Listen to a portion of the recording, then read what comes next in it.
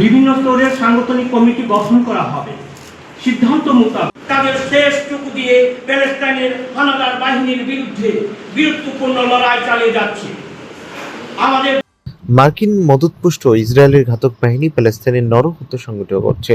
প্যালেস্তাইনের লড়াকু জনগণ আজও তাদের শেষটুকু দিয়ে প্যালেস্তাইনের হানাদার বাহিনীর বিরুদ্ধে বীরত্বপূর্ণ লড়াই চালিয়ে যাচ্ছে। ভারতীয় ছত্তিশগড় থেকে শুরু করে পূর্বাঞ্চলের রাজ্য আসামে রাষ্ট্রের পুলিশ ও সামরিক বাহিনী নিরীহ নাগরিকদের উপর নির্বিচারে গুলিবর্ষণ, হত্যা, এমনকি হত্যা করে লাশ পর্যন্ত গুম করে ফেলেছে।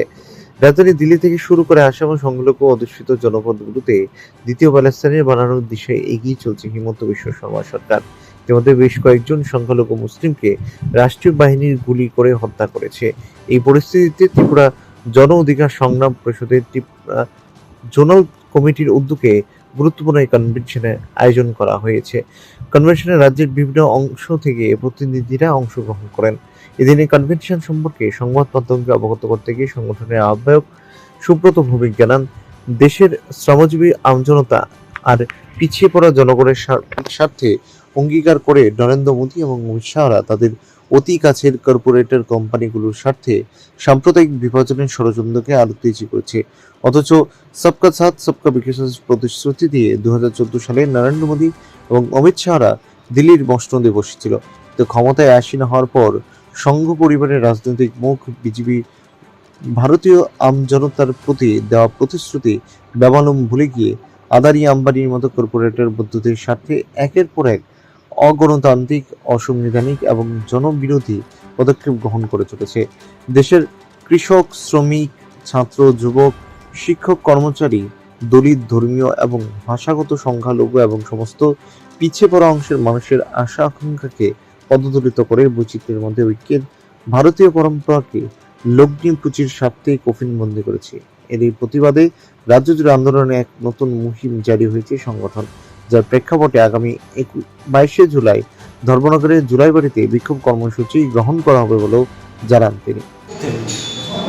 আক্রমণ শুরু করেছে এবং করতে গিয়ে গুলিতে মারা গেছে, তার বিরুদ্ধে আমরা এই ত্রিপুরা জন অধিকার সংগ্রাম পরিষদের পক্ষ থেকে আগামী 22 তারিখ, আগামী 22 জুলাই আমরা ধর্মনগরের জুলাইবাড়িতে আমরা বিক্ষোভ প্রদর্শন করব এবং এই হিমন্ত বিশ্ব শর্মা সরকারকে আমরা হুঁশিয়ারি দিতে চাই যে এইভাবে তুমি তোমার রাজ কায়েম করতে পারবে না। আসামের মানুষের পাশে, আসামের গণতান্ত্রিক মানুষের পাশে, আসামের দলিত শ্রেণীর পাশে, আসামের হিন্দু মুসলমান সমস্ত মানুষের জনগণের মানুষের পাশে আমরা আছি। আমরা চাই এ ধরনের উচ্ছেদ, বেআইনি উচ্ছেদ বন্ধ হোক এবং প্রশাসনের পক্ষ থেকে যে অত্যাচার চলছে তা বন্ধ হোক। আমরা আশা করব ত্রিপুরার মানুষ এই প্রতিবাদে কি প্রোগ্রাম শুরু হচ্ছে? আমরা আজকে আগরতলা প্রেস ক্লাবে ত্রিপুরা জন অধিকার সংগ্রাম পরিষদের উদ্যোগে পশ্চিম জেলাভিত্তিক জোনাল কনভেনশন আমরা করার জন্য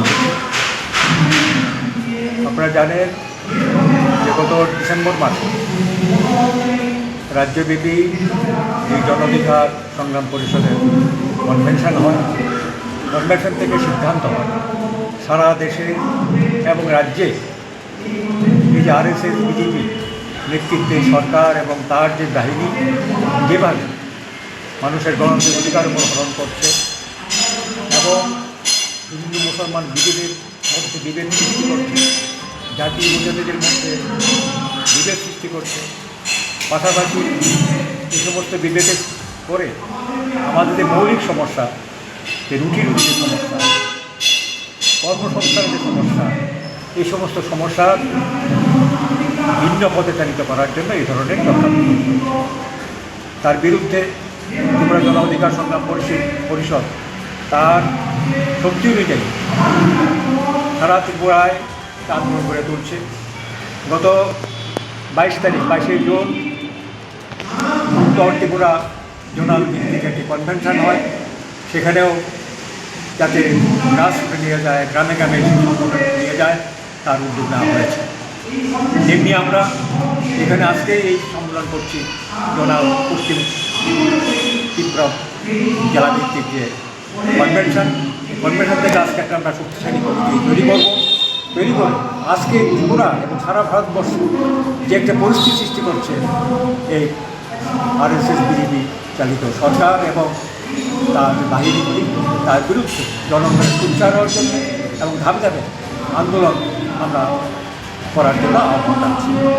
আপনারা জানেন ইদানিং আসাম যে হিমন্ত বিশ্ব শর্মা সরকার দ্বিতীয় প্যালেস্টাইন বানানোর দিশায় এগিয়ে চলেছে করা হয়।